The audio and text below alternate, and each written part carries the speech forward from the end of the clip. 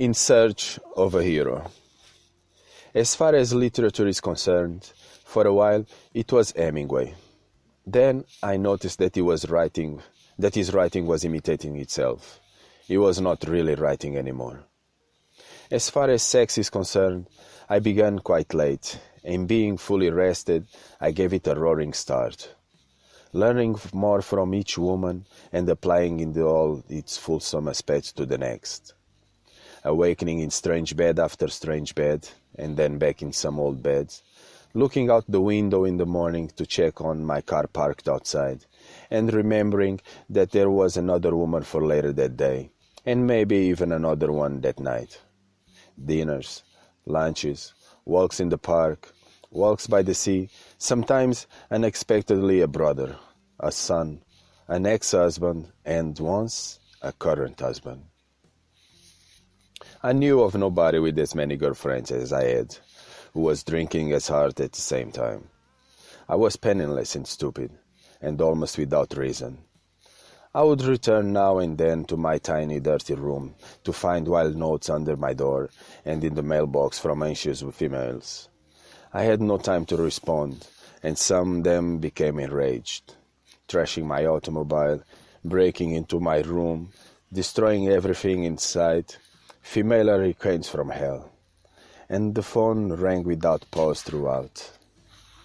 All this carnage, curses, wails, hang-ups, callbacks, threats of love, threats of death, and if I took the phone off the hook for a bit, soon the sound of a racing motor, the screeching of brakes, and then a rock thrown through the window.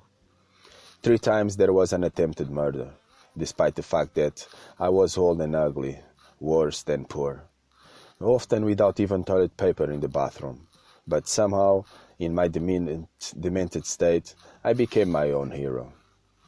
I would go into black bars. I would go into biker bars. I would go drunk into Mexican bars. I would go anywhere. I would spit into the eye of God and even into the face of the devil.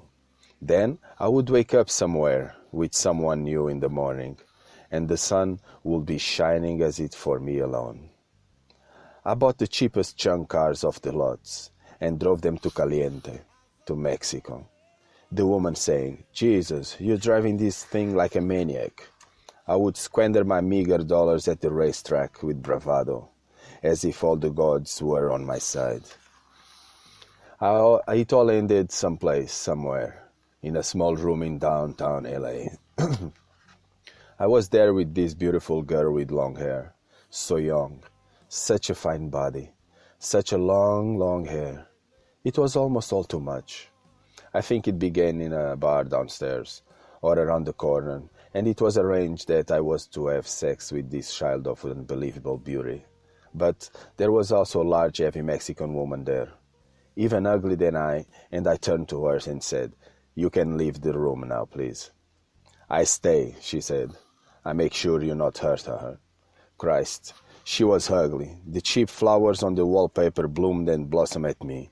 I wanted the obvious to be obvious. I looked at the ugly woman. "I don't want her," I heard myself say. "I want you." "Huh?" "I'm going to fuck you." I rushed at her, noticed at the same time that the beautiful girl on the bed was not moving, was not interested, was not saying anything. The big woman was stronger than I.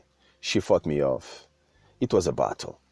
I reached for her breast. I tried to kiss her wretched mouth, but she was full of refried beans and good old-fashioned strength. We banged against the dresser, spun around. She shoved me away. I crashed against the wall. She rushed at me and swung a heavy arm at the end of which was attached a metal claw. I had not noticed. No hand, just this gleaming, metallic, dangerous claw.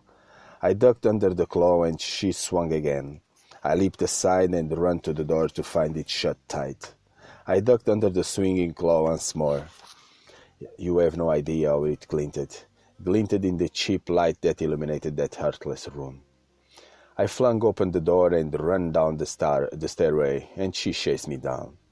I ran out into the street, and I ran, and when I looked around, she was gone.